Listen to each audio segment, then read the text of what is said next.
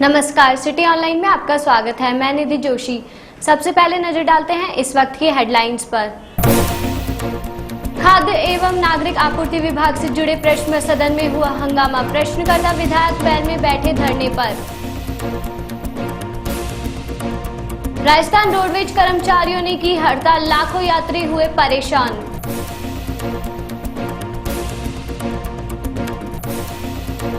और रजवाड़ी शान से निकाली तीज माता की सवारी, ताल कटोरा की पाल पर हुए कार्यक्रम।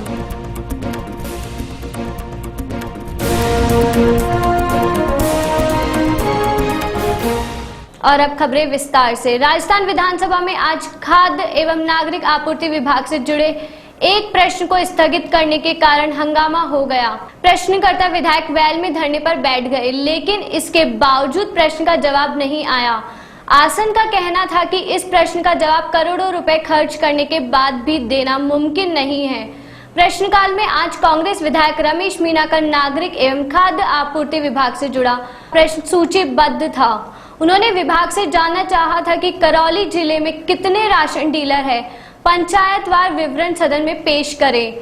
जिले में कितने बीपीएल और अंत्योदय योजना के तहत राशन कार्ड बने हुए हैं, पंचायतवार सूची सदन में पेश करें। किस किस राशन डीलर को कितना कितना गेहूं कब कब आवंटित किया गया और कितना बटा। इस तरह की भारी भरकम सूचना मांगे जाने पर विभाग ने अपने हाथ खड़े कर दिए थे और विधानसभा से यह प्रश्न स्थगित करने की गुजारिश की थी। राजस्थान रोडवेज के कर्मचारियों के हड़ताल पर चले जाने के बाद बुधवार को 11 लाख यात्री सड़क पर हैं और अपनी आंखों के सामने बस अड्डों पर खड़ी बसें देख रहे हैं, लेकिन अपने गंतव्य तक पहुंचने में नाकाम है। प्रदेश के करीब 80 बस अड्डों से बुधवार को एक भी बस अपने गंतव्य को नहीं निकली, क्योंकि मंगलवार रात 12 बजे से रोडवेज के कर्मचारी हड़ताल पर चले गए और यह हड़ताल गुरुवार रात 12 बजे तक जारी रहने वाली है। इस बीच रोडवेज के आला अधिकारी इस बात में जुटे हुए हैं कि कर्मचारी नेताओं को हड़ताल वापस लेने के लिए राजी कर लिया जाए, लेकिन कर्मचारी नेता अड़े हुए हैं तथा उन्होंने निजी बसों को सरकारी बस अड्डों के काफी दूर खदेड़ दिया है। रोडवेज की करीब 4700 बसें खड़ी है और इससे रोडवेज को जहां 9.5 करोड़ रुपए प्रतिदिन नुकसान हो रहा है, वहीं 11 लाख यात्री इस हड़ताल से प्रभावित हुए हैं। रोडवेज के विभिन्न कर्मचारी संगठनों ने राज्य सरकार द्वारा राजस्थान पथ परिवहन निगम के 80 बस अड्डों को निजी हाथों में सौंपने के विरोध में हड़ताल की है। हमेशा रोडवेज की बसों की आवाजाही से आबाद रहने वाले राजधानी जयपुर के सिंधी कैंप, नारायण सिंह सर्किल समेत आसपास के कई बस स्टैंडों पर यात्री अपने गंतव्य पर पहुंचने के लिए परेशान होते देखे गए।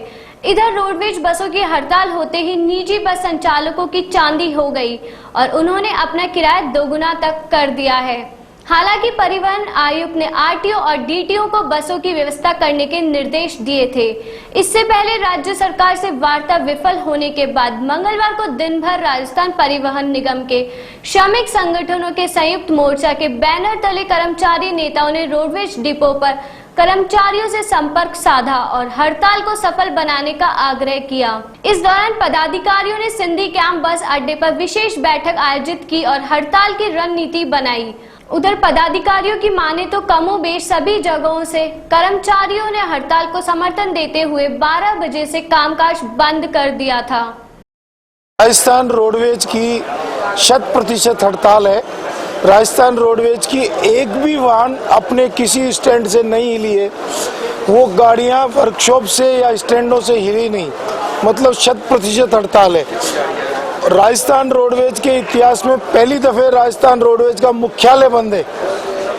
जहाँ पर कि सारे अफसर बैठते हैं वो मुख्यालय भी बंद है, उस पर ताले लटक रहे हैं। सरकार से भी कोई वार्ता नहीं है, जब तक उनके पास से कोई बुलावा नहीं आ जाए हम कुछ कह नहीं सकते। पहले जो वार्ता हुई वो विफल रही है। राजस्थान रोडवेज ने तो कोई वैकल्पिक व्यवस्था की नहीं है। ट्रांसपोर्ट कमिश्नर साहब ने जो वैकल्पिक व्यवस्था की है उसके लिए पूर्व में भी बहुत से लोग आए और यात्रियों से बात की है। बाहर सिंधी कैंप के दूर से जो गाड़ियां जा रही हैं वो यहाँ से टोंक का 300 रुपये, अजमेर का 300 रुपये और 400-500 रुपये दिल्ली का किराया ले रहे हैं। मतलब उन्होंने तो जनता को लूटने का काम किया हुआ है। कोई वैकल्पिक व्यवस्था राज्य सरकार की नजर नहीं आती। यात्री यहाँ भी दर दर भटक रहा है। हमारे द्वारा उनको रेल से जाने के लिए सलाह दी जा रही है कि वो रेल से पधारें, जिससे उनको तकलीफ ना हो। कल तक हमारी पूरी हड़ताल रहेगी, रात के 12 बजे तक पूरा बंद रहेगा। पूरा राजस्थान बंद है, भीलवाड़ा, चित्तौड़, उदयपुर और जितनी हमारी बाहर भी गाड़ियां गई हैं, जो जहाँ पहुंची है वहीं खड़ी हो गई। हमारे सभी कर्मचारी हड़ताल पे हैं, चाहे वो ऑफिस का हो, चाहे वर्कशॉप का हो। इसके बाद की रणनीति आगे तय करेंगे। सरकार नहीं मानेगी तो सरकार मानेगी तो बात आगे की। सभी काउंटर हमारे यहाँ के सिंधी कैंप के बंद हैं। किसी काउंटर पर कोई आदमी नहीं बैठा, ना इंक्वायरी पे बैठा, ना ऑफिस में बैठा है। सभी हड़ताल पे हैं हमारे। के कारण रोडवेज को पीपीपी मॉडल पर देकर निजीकरण की ओर धकेलना, इससे तुरंत ही राजस्थान रोडवेज बंद की ओर अग्रसर होगा और कर्मचारियों को रोजी रोटी की समस्या तुरंत खड़ी हो जाएगी। मुख्य मुद्दा ये है 80 बस स्टैंडों को, जैसा कि अभी विधानसभा की बजट घोषणा में माननीय मुख्यमंत्री द्वारा ये 80 बस अड्डों को पीपीपी मॉडल देने की बात कही गई है। उसके तहत सारे बस अड्डे जहां रोडवेज उसका मालिक है, उसमें तुरंत प्रभाव से वो वहाँ का किराएदार हो जाएगा। मालिक रोड पीपीपी आधार पर प्राधिकरण हो जाएगा और रोडवेज के अस्तित्व मात्र एक निजी ट्रैवल्स एजेंसी की जैसे स्थिति बन जाएगी। मुख्य मुद्दा इसी के कारण आज रोडवेज कर्मचारी रोडवेज हित और जनता के हित को देखने के लिए संयुक्त रूप से हड़ताल पे हैं। रोडवेज में सर करीब 21,500 कर्मचारी हैं और मेरे समझ में कोई 150 आदमी कोई अटेंड हों तो हों, अदरवाइज 100% लोग हड़ताल में हैं। कोई जोर जबरदस्ती, कोई दबाव किसी प्रकार का हमारी यूनियनों के द्वारा नहीं दिया गया है। सब लोग अपने स्वेच्छा से ही आज हड़ताल का समर्थन दे के आज अपने काम पर नहीं आए हैं। इस्लाम जाना है मेरे को, 1-2 घंटे हो गए हमको बैठे बैठे। गाड़ियाँ नहीं है, अर्जेंट में पहुँचना है हमको। अब यहाँ कोई साधन नहीं है तो कहाँ से जाना ही पड़ेगा। अब कैसे जाएंगे? अब देखते हैं बाहर कोई साधन हो तो परेशानी हो रही है। मथुरा जाना है, कोई ट्रेन भी नहीं है अभी वो मथुरा की, और मैं बसों में जाता हूँ। बहुत ज़्यादा परेशान हो गए, 3-4 घंटे हो गए और बहुत परेशानी है जनता को, अभी सुविधा हो रही है। मैं खुद परेशान हूँ। अब क्या करेंगे जब बसें नहीं है? अब नहीं जाएगी तो मैं कल जाना पड़ेगा, या इंतजार करेंगे या कोई ट्रेन पकड़ेंगे। रजवाड़ी शान और शौकत के साथ बुधवार को शहर में तीज माता की सवारी निकाली गई। शाम 6 बजे परंपरागत अंदाज और लाव लश्कर के साथ जनानी डेवडी से तीज माता की सवारी रवाना हुई, जो तालकटोरा पहुंचकर संपन्न हुई। बरसों बाद तालकटोरा पानी से आबाद है और उसको हाल ही में सजाया संवारा गया है। इससे तीज की सवारी में 4 चांद भी लगे नजर आए। तीज की सवारी गुरुवार को भी निकलेगी। सवारी त्रिपोलिया गेट से शुरू हुई और त्रिपोलिया बाजार, छोटी चौपड़ और गनगौरी बाजार से होते हुए चौगान स्टेडियम होते हुए तालकटोरा पहुंचकर संपन्न हुई। यह आयोजन राज्य के पर्यटन विभाग, सिटी पैलेस, जिला प्रशासन जयपुर और जयपुर नगर निगम द्वारा संयुक्त रूप से आयोजित किया जा रहा है।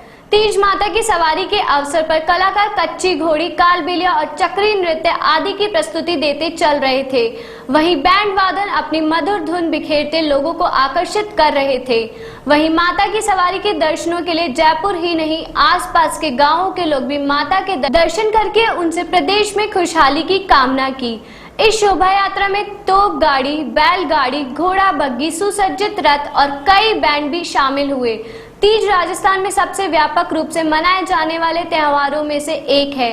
झूले, पारंपरिक गाने और नृत्य तीज की अनूठी विशेषताएं हैं। इस अवसर पर महिलाएं रंगीन लहरिया पहनकर पारंपरिक लोक नृत्य करती है। जयपुर में तीज के त्योहार काफी उत्साह और धूमधाम के साथ मनाया जाता है। इस दिन महिलाएं और युवा लड़कियां सबसे अच्छे कपड़े पहनती है और गहनों के साथ सजती है। वे पास के मंदिर या स्थान पर इकट्ठा होती हैं और देवी पार्वती की पूजा करके अपने पति की खुशहाली की कामना करती हैं। इधर जयपुर में कहावत है कि गनगौर के बाद त्योहार बंद हो जाते हैं और तीज के बाद से त्योहारों का सिलसिला शुरू हो जाता है। मुख्यमंत्री जी का सपना है कि walled city should be clean, walled city should be उल्लास के साथ में ऐसे लोगों में जीवट बना रहे जो मजा आए लोगों को देख के। और ये साबित हो गया पूज्य गोविंद देव जी के चरणों में नमन करते हुए। वहां से आगे आके आओ जय निवास उद्यान होते हुए इस पौंडरिक पार्क में आके ताल कटोरा की पाल पर आके जो आनंद लिया, जो तीज माता को नमन किया और सवारी को देख के लोगों ने जय जयकार के नारे लगाए, इससे बढ़िया और कोई सुखद पल नहीं हो सकता। निश्चित रूप से आने वाले समय में एक टूरिस्ट का हब बनेगा और आम आवाम के लिए साथ में चार दीवारी के भीतर एक ये हार्ट ऑफ द सिटी होगा, जो हमेशा हमेशा लोग बाग यहाँ आके इसको आराम से लुत्फ उठा सके। खो नागोरियान इंदिरा गांधी नगर में स्थित एक निर्माणाधीन मकान के युवक का लहूलुहान हालत में शव मिलने से सनसनी फैल गई। सूचना पर पुलिस और एफएसएल टीम मौके पर पहुंची और मृतक अमन बर्मन के शव को पोस्टमार्टम के लिए एसएमएस हॉस्पिटल ले आई। एफएसएल टीम ने भी मौके से साक्ष्य जुटाए हैं। पुलिस ने युवक की हत्या होने से भी इनकार नहीं किया है। पुलिस की प्रारंभिक जांच में सामने आया कि मृतक निर्माणाधीन मकान में मजदूरी करता था। पुलिस ने बताया कि मृतक अमन बर्मन बंगाल का रहने वाला है। मामले की जांच की जा रही है। प्रशासनिक सेवा RAS प्री 2013 के पेपर लीक करने के मामले में स्पेशल ऑपरेशन ग्रुप SOG ने मंगलवार को मास्टरमाइंड RK सिंह को गिरफ्तार किया था। मास्टरमाइंड RK सिंह उर्फ वर्मा को आज SOG ने कोर्ट में पेश किया, जहां कोर्ट ने मास्टरमाइंड RK सिंह उर्फ वर्मा को 7 दिन का रिमांड के लिए SOG को सौंप दिया है। 7 दिनों के रिमांड में SOG RK सिंह से गहनता से पूछताछ करेगी, जिससे अंदेशा लगाया जा रहा है कि कई बड़े खुलासे हो सकते हैं। जयपुर विकास आयुक्त शिखर अग्रवाल की अध्यक्षता में JDA के मंथन सभागार में आयोजित बैठक में वन विभाग की भूमि एवं हाउसिंग बोर्ड के स्तर पर प्रभावित विभिन्न परियोजनाओं विकास कार्यों पर वन विभाग व हाउसिंग बोर्ड के अधिकारियों के साथ चर्चा की गई। बैठक में सामोद में वीर हनुमान मंदिर तक सड़क विस्तार और रोपवे की स्वीकृति के लिए प्रस्ताव विभाग को 15 अगस्त 2014 तक भेजने के लिए संबंधित अधिकारी को निर्देश दिए। वहीं सड़क सीमा में आ रही वन विभाग की भूमि के बदले किल्लनगढ़ में भूमि देने के प्रस्ताव भी बनाने के निर्देश दिए। कनक वृंदावन से जयगढ़ व नारगढ़ किले तक रोपवे के लिए 1.5 हेक्टेयर वन विभाग की भूमि पर लगे पेड़ों की गणना करने तथा रोपवे के लिए लगने वाले टावर्स की जगह पर आ रहे पेड़ों की संख्या से 15 अगस्त 2014 तक वन विभाग को अवगत कराने के लिए संबंधित अधिकारी को कहा गया। बैठक में आमेर रोड से नारगढ़ तक सड़क सुदृढ़ीकरण कार्य के लिए माननीय सर्वोच्च न्यायालय के समक्ष स्वीकृति हेतु प्रस्तुत किए जाने का निर्णय लिया गया। इस सड़क पर हुए छोटे बड़े गड्ढों की विस्तृत रिपोर्ट तैयार कर सुधार कार्य के लिए वन विभाग को भेजे जाने का निर्णय लिया गया। झालाना रोड एवं राजस्थान इंटरनेशनल सेंटर की भूमि के मध्य लगभग 5000 वर्ग मीटर भूमि वन विभाग की बताई गई है, जिसे प्राधिकरण को सौंपने के लिए वन विभाग के अधिकारियों को मौका निरीक्षण करवाने एवं प्रस्ताव 15 अगस्त 2014 तक वन विभाग को भिजवाने का निर्णय लिया गया। बैठक में वन विभाग की भूमि पर बसी गृह निर्माण सहकारी समितियों की गैर अनुमोदित योजनाओं की सूची तैयार कर वन विभाग को भेजे जाने का निर्णय लिया गया। जयपुर नगर निगम और कर्मचारियों की PF और ESI राशि में गबन के आरोप में निगम CEO लालचंद असवाल के खिलाफ मामला दर्ज हुआ है। असवाल के साथ ही नगर निगम में स्वास्थ्य आयुक्त और कर्मचारियों को नियुक्त करने वाली ठेका फर्म से जुड़े 10 अन्य लोगों को भी आरोपी बनाया गया है। ज्योति नगर पुलिस के मुताबिक हवा महल जोन पूर्व निवासी कय्यूम सत्तार नाम के शख्स ने इस्तगासे के जरिए निगम CEO सहित कुल 12 लोगों के खिलाफ नामजद मामला दर्ज करवाया है। रिपोर्ट के आधार पर इन सभी आरोपियों के खिलाफ धोखाधड़ी और गबन से संबंधित विभिन्न धाराओं में मामला दर्ज किया गया है। परिवादी शख्स ने रिपोर्ट में कर्मचारियों को भुगतान की जाने वाली PF और ESI की गबन राशि करोड़ों में होने के आरोप लगाए हैं। ज्योति नगर SHO विवेक सिंह ने बताया कि रिपोर्ट के आधार पर पुलिस ने जांच शुरू कर दी है। आपको बता दें कि कुछ दिन पहले ही नगर निगम में कार्यरत अस्थायी कर्मचारियों के वेतन से PF, EFSI, सर्विस टैक्स और कंटिजेंसी के मद में हुए गबन का खुलासा हुआ था। सामने आया था कि नगर निगम ठेका फर्म को हर महीने करीब 1 करोड़ 25 लाख रुपए का भुगतान कर रहा है। लेकिन ठेकेदार कंपनी इसे जमा नहीं करा रही है। ये प्रार्थी कयूम सत्तार निवासी किशनपुर ने एक इस्तिगासा न्यायालय के जरिए थाना ज्योति नगर पर भिजवाया है, जिसमें उसने ये आरोप लगाया है कि नगर निगम के अधिकारी और नगर निगम को अस्थायी कर्मचारी प्रोवाइड कराने वाली जो फर्में हैं वो उनके वेतन के बाद जो स्टेट इंश्योरेंस का पैसा और प्रोविडेंट फंड का पैसा संबंधित विभाग में जमा नहीं करा रहे हैं और इस तरह से करोड़ों रुपए का उन्होंने गबन किया है। इस तरह का आरोप लगाकर जो इस्तिगासा थाने पर प्राप्त हुआ है उस पर हमने मुकदमा दर्ज कर लिया है, तफ्तीश जारी है। नहीं, इसमें अभी कोई राशि का कोई खुलासा नहीं हुआ है, हम इसमें तफ्तीश कर रहे हैं, उसके बाद ही कुछ पता चल पाएगा। जो आरोपित हैं उनमें नगर निगम के सीईओ साहब, स्वास्थ्य आयुक्त और अन्य अधिकारी और ठेका फर्मों के जो निदेशक हैं उनके विरुद्ध भी मुकदमा दर्ज हुआ। राजधानी की एक शिक्षण संस्था प्रबंधन द्वारा झूठे दस्तावेज के जरिए राज्य सरकार से अनुदान राशि स्वीकृत करवाने का मामला सामने आया है। धोखाधड़ी से अनुदान राशि स्वीकृत करवाने का ये मामला जुड़ा है जालूपुरा स्थित गॉड विप्र विद्यालय से। फर्जी दस्तावेज से अनुदान उठाने का खुलासा होने के बाद प्रारंभिक शिक्षा विभाग में तैनात जिला शिक्षा अधिकारी ने दोषी स्कूल प्रबंधन के खिलाफ मामला दर्ज करवाया है। रिपोर्ट दर्ज होने के बाद जालूपुरा थाना पुलिस मामले की जांच में जुट गई है।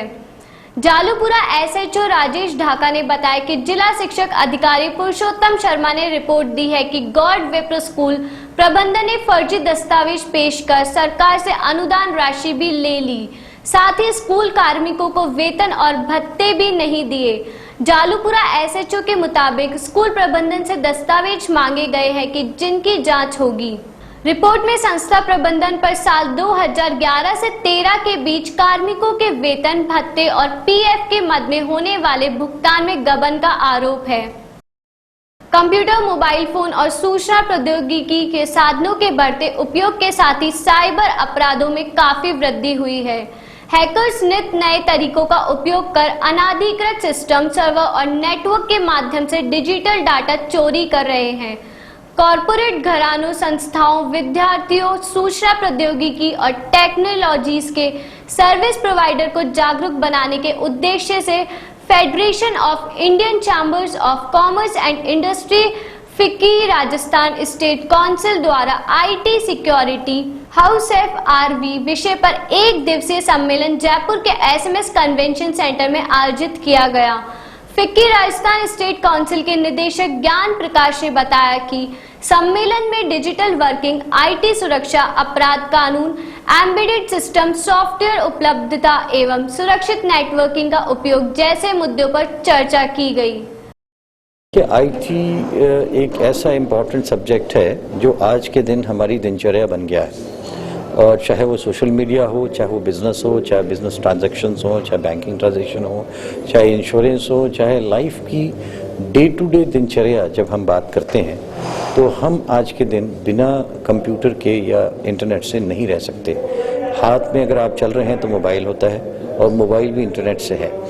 और आज के दिन जितनी भी हैकिंग्स या जो बातें उठ रही हैं वो इसीलिए उठ रही हैं क्योंकि लोगों को ये नहीं मालूम कि कितने सेफ हैं वो इंटरनेट पे जब जाते हैं और कितने वो एक्सपोज हो जाते हैं, और उस एक्सपोजर से क्या क्या उनको खामियां हो सकती हैं। और पर्सनल लेवल पे अब जबकि हम ये बात करते हैं कि बैंकिंग ट्रांजैक्शंस ऑनलाइन, तो जब हम बैंकिंग ट्रांजैक्शन ऑनलाइन की बात करते हैं तो उसमें आपके पासवर्ड भी हैक हो जाते हैं। आपने देखा होगा और न्यूज़ सुनी होगी कि इस तरह से ये डेली चल रहा है। और इसको देखते हुए ज़्यादा से ज़्यादा टाइम में आज के दिन लोग अपने कंप्यूटर्स पे बैठे रहते हैं और उससे हो क्या रहा है, वो एक्सपोजर ज़्यादा हो रहा है। बट उनको ये नहीं मालूम कि उसमें हमारे पास में ऐसे टूल्स अवेलेबल हैं, ऐसी टेक्नोलॉजी अवेलेबल है जिनको वो सेफ रन कर सकते हैं और सेफ को काम कर सकते हैं। इसके अलावा जो हमारी साइबर क्राइम है वो हमारे लॉ के हिसाब से कहाँ कहाँ पे हमको सहूलियतें दे सकती हैं या हमें उसका एक बचाव मिल सकता है। and we've been in India for the last 10 years. Our primary focus is to work with governments and industry associations like FICCI to promote awareness and education and create education platforms on issues that are of concern to governments and corporates across the world, one being cybersecurity, and that's why we're here today, and that's why we're sponsoring this session today.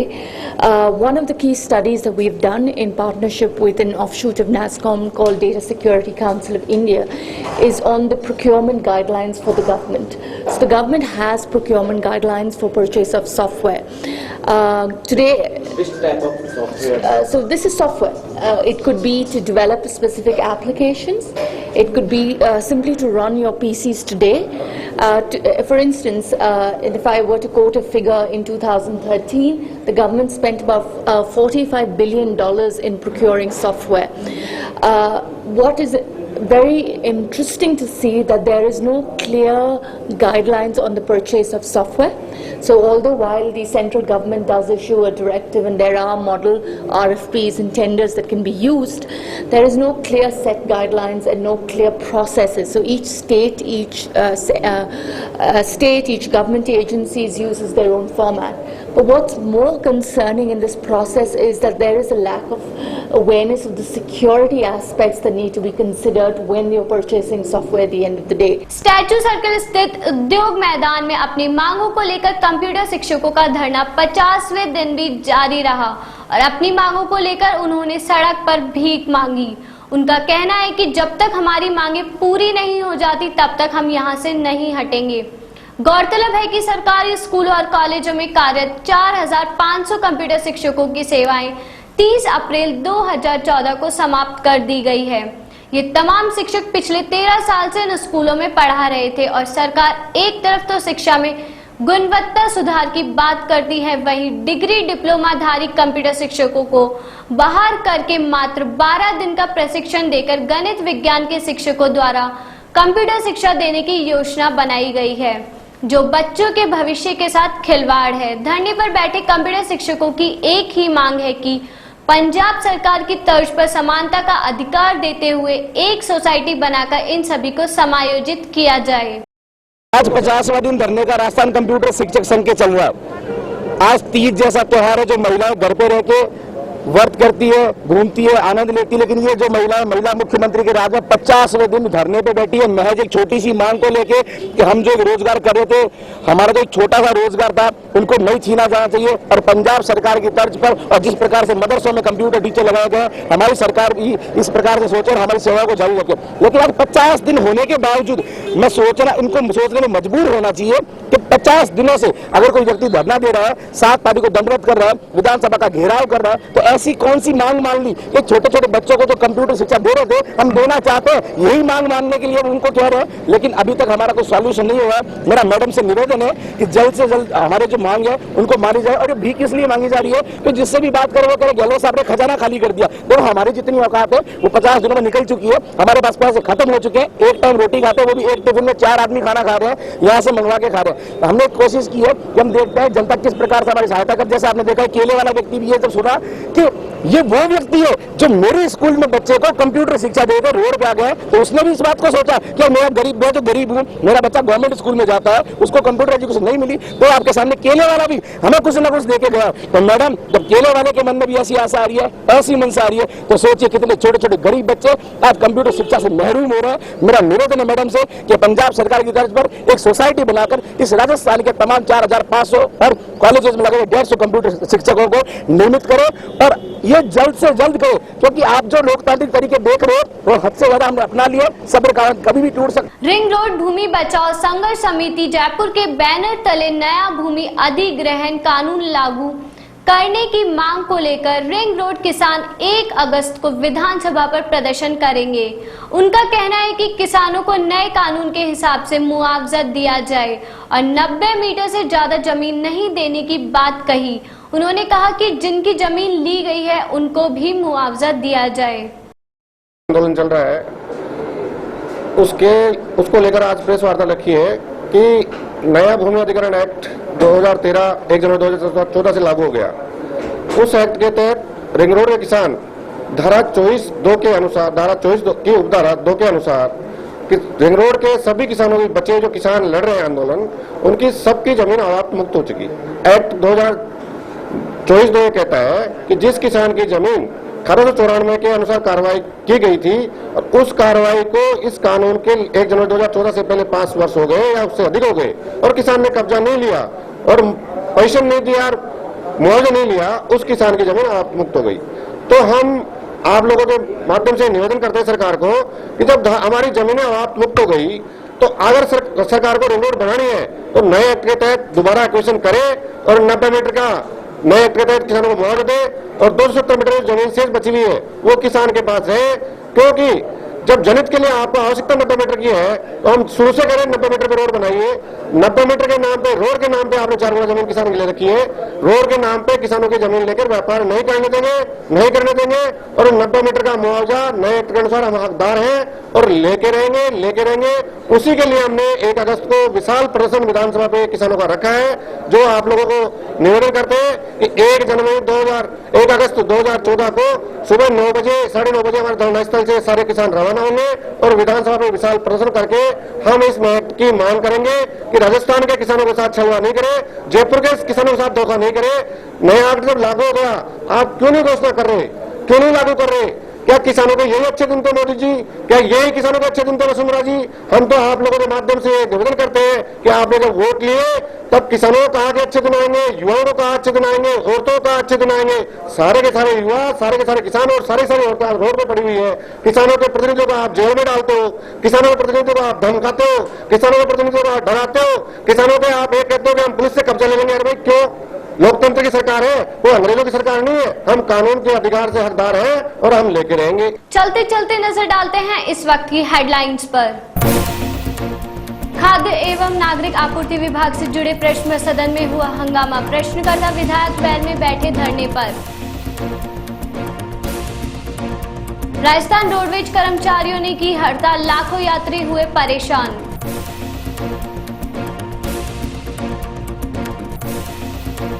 और रजवाड़ी शान से निकाली तीज माता की सवारी, ताल कटोरा की पाल पर हुए कार्यक्रम।